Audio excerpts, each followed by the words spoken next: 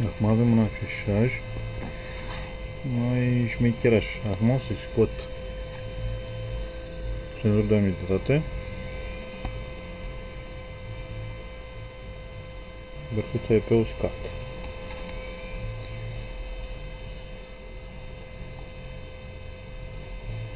A urcat. O să suflu un senzor. Ar trebui să crească umiditatea.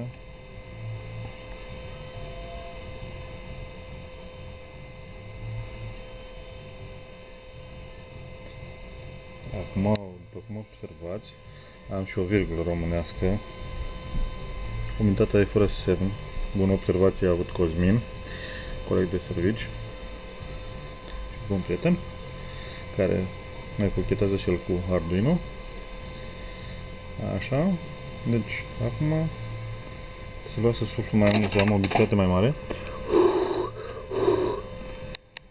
ca să urce bărcuța.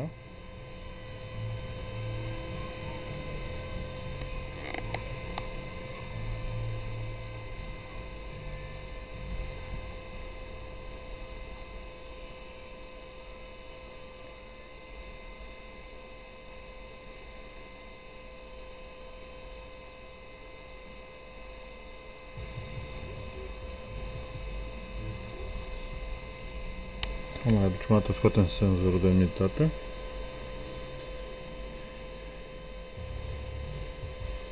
A coborât și pare ok până. Vedeți aceeași chestie, se modifică doar cifrele, adică doar zecile de unități, în cazul temperaturii. Punem mâna pe senzor DB18, DS18B20.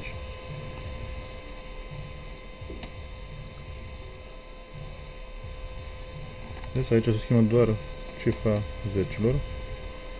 Acum trebuie să se schimbe și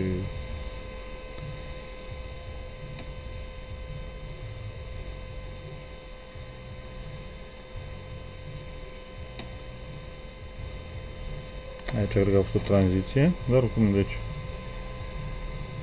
nu știu ce.